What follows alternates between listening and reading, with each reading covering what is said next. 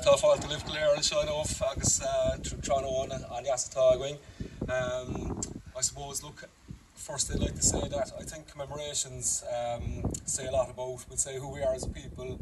You know, it can really determine the health of society based on, we'd say, what we commemorate, who we commemorate, why we commemorate. So I suppose in thinking about commemorations, I'd like to go back in time through history, maybe pre-history, going way back. So I suppose thinking about Ireland, the earliest evidence for life in Ireland until recent times was 10,000 years ago, and that was a butchered bone of a bear in a cave in Sligo.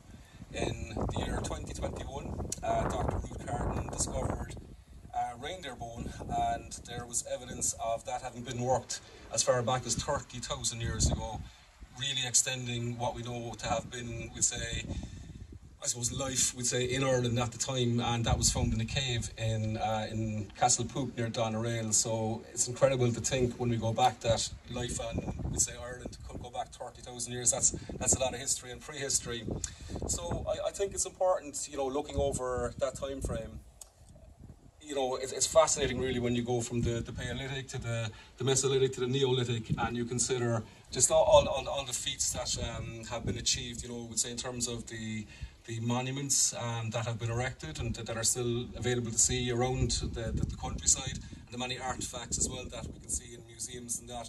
And of course, you know, many other, I suppose, items that are yet to be found and discovered that are presently in a subsurface context.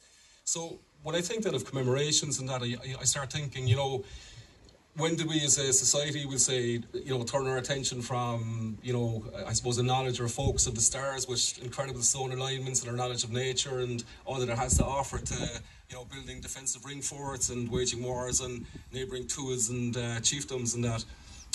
Wars have been fought, you know, for many reasons over a long time frame. Some of them were fought for personal reasons, some were fought then for, I suppose, for resources or for wealth. You know, we're familiar with wars that have been fought for philosophical reasons, wars that have been fought for simply due to misunderstandings, and of course wars that have been fought then by, I suppose, an individual country's, you know, I suppose, empire building campaign, and Ireland is certainly, I suppose, familiar with that. I think when you think about it, it's quite fascinating. We'd say it's just the history of the County of Cork then that we find ourselves in. This County of Cork was shared by the years of 1207, 1208 AD, and I suppose there were subsequent changes after that, but basically conflict in Ireland has been known for centuries, for millennia. One of the earliest references in the Annals of the Four Masters is there was a great battle near Ardneva, which is near present-day Cove in Cork Harbour, and that was between two local kings. You had Nia Nugent fighting, Angus was the monarch of Ireland, and Nia Nugent won that one and reclaimed the crown of Munster. At the moment, we are, I suppose, in Ireland, we're commemorating the decade of centenaries, and that's a focus on, let's say, the 1912 to 1923 period. I suppose looking at, you know, I suppose in principle, the Easter Rising of 1916, the War of Independence, and the Civil War, and you know, it must be said that I suppose commemorations are, you know, we've been commemorating for a long time as a people. You know, some people here today would remember the Easter Rising commemorations in 1966, marking 50 years, and I suppose there wouldn't be anyone here today now that would remember, you know, in 1898 when you had the commemoration of the United Irishmen Rising. You know, it strikes me as very interesting when you think back, you know, for example, with the United Irishmen, there was a big battle in Clonakilty, the Battle of Shannon Vale, and I always think, you know, would a young Michael Collins have been, let's say, at that commemoration in 1898, and did that, would say, inspire him in his future endeavours and that as well. I'm just going to have a quick look at my notes as well, so I'm trying to remember a lot of it kind of off the cuff, but I need to refer to notes just once or twice as well, so excuse me, yeah. So I suppose when we think then, we'll say, of Ireland over the centuries, you know, in 1366 there was a statute banning the use of the Irish language, on Jack or the Credent, it was really, I suppose, from the 17th century that efforts in Ireland really began to escalate. There were numerous, we'll say, occasions, you know, following on from the Battle of Kinsale, the 1640s, 1689, 1690.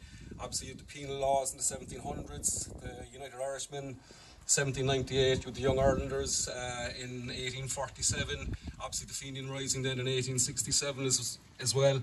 Then on to the 20th century, and we look at, we'd say, kind of, in particular, I suppose, the Easter Rising of 1916, as I mentioned, the War of Independence, Civil War. And in the county of Cork, 750 lives, over 750 lives, were lost directly due to those occurrences. People on, would say, you know, men, women and children on both sides of the conflict and on none. And, you know, it's I suppose, when you think of, we'd say, the timeline of these occurrences, Dripsey is a significant occurrence in this timeline. I think the history of the Dripsey ambush is known by everyone probably here today, so I don't need to delve into it in too much detail, but I think it's important that any commemorative day, and this is the 102nd commemoration, that it's important just to, I suppose, reflect on and remember the people. So we know that at the ambush on the 28th of January that 10 men were captured and 5 of those were subsequently executed. We remember Lyons, McCarthy, O'Brien, O'Callaghan and O'Mahony, and we remember then, of course, Barrett as well, who was captured and later died in March of 1921 due to wounds sustained. I suppose on the 28th of February then, and I suppose where we're gathered here today as well, we remember these executions in UCC, present-day UCC, which was the former, I suppose, Cork jail at the time. And you had a man by the name of John Allen from Tipperary. He was the 6th man executed that day as well. On a personal note, it's fascinating. I was a student in UCC, and you know, it was incredible, I suppose, during my studies, I suppose, as a late teen, I had no idea, I would say, that, you know, you had men from out the road in Dripsey, I'm from Ballincollig myself, that, you know, that they had been executed only metres away from where we'd be studying in the Bull Library, and that, you know, it was just incredible. And I suppose it's important to mention, just on the mention of UCC, Gabriel Doherty, who gave the oration here last year, just, you know, all the work that Gabriel has done, and, you know, colleagues such as John Borganovo as well, just in terms of, we'd say, encouraging greater interest and knowledge of, I suppose, these important and pivotal years in Ireland's history. I would also like to say that with the Dripsey ambush here as well, so much is known with thanks to the local committee here, the Dripsey Ambush Memorial Committee, and also with thanks to Margaret O'Donovan, who wrote a book on it as well, and the Centenary Committee here as well, or the Ambush Committee undertook a great booklet as well, just to mark the centenary itself. I suppose just on mention of just acknowledging the committee as well, and we'll say those in UCC, I'd also like to acknowledge any family members here present today, and we know there are a few already, so it's always fantastic that, you know, family members would say kind of recognise, would say the brave men and women involved 100 years ago, and that they're kind of, I suppose, kind of still so proud of that today as well. Commemorations, I suppose it's a community affair in many respects. You know, it involves, we'll say, kind of people coming together, I suppose forming different groups and that, you know, I suppose engaging with family relatives and just kind of commemorating for the benefit of society, just for an understanding of the past and that as well. From our perspective in Cork County Council, the Council's Commemorations Committee was established in April 2015, and would you believe I just did a few quick sums there now, and over 1.2 million has been spent since then in commemorative activity in the county of Cork, with many hundreds of thousands going to many hundreds of events by groups the length and breadth of the county, including here in Dripsey. Just to mention, I suppose, 2016 and the commemoration of the Easter Rising, over 3,500 events took place in Ireland and around the world to commemorate the Easter Rising. And that year, over 500 of those events were in the county of Cork, just to show, we'll say, kind of the draw and the passion that people have for commemorations here in County Cork. The proclamation refers to 6 previous times that Ireland exerted their right for freedom in arms, and I must say, while firearms weren't used, I know that the Dripsey group here certainly exerted their right to funding on at least 6 occasions.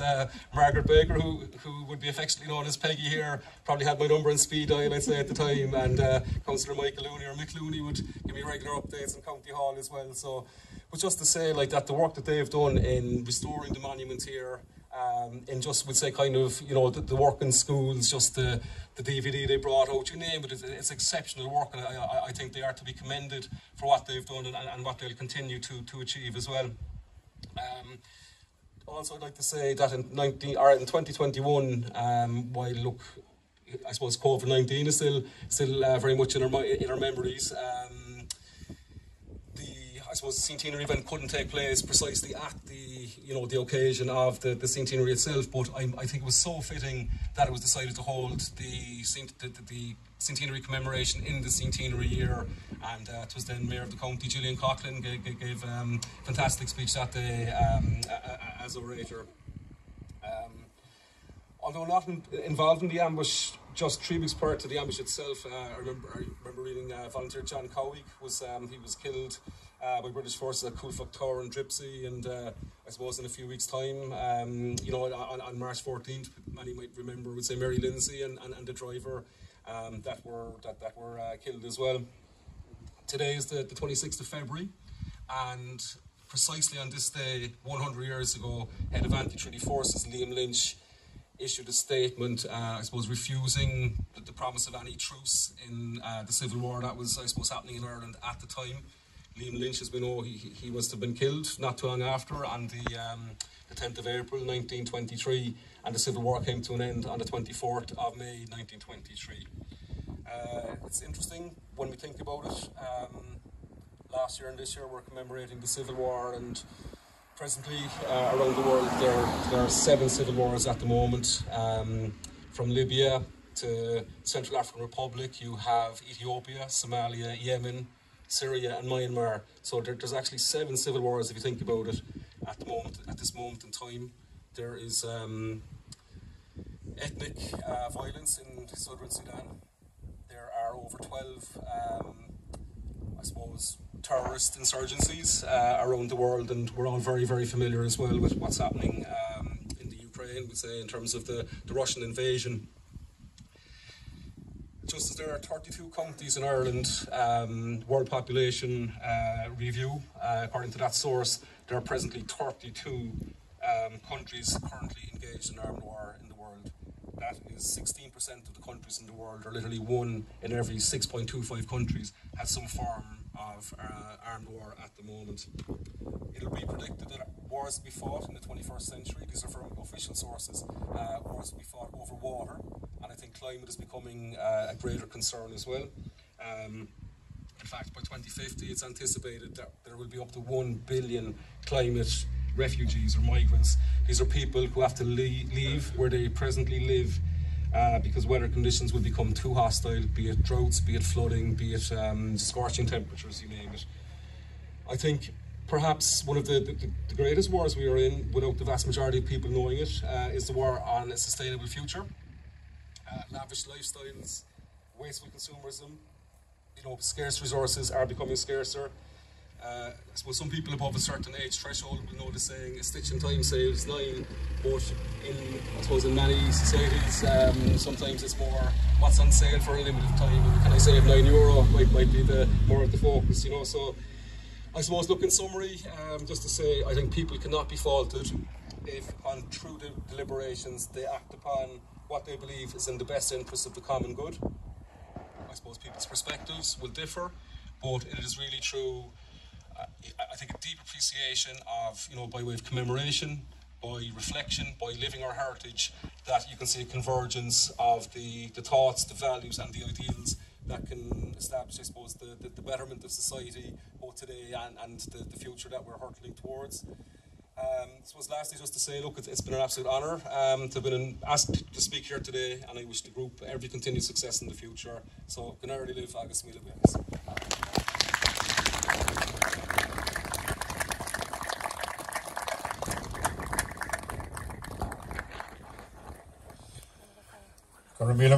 Conor. We shall now bring the ceremonies to a conclusion, and I would like to ask Ross O'Hay from the Blarney Brass and Reed Band to sound the last post, which will be followed by Oran Navian.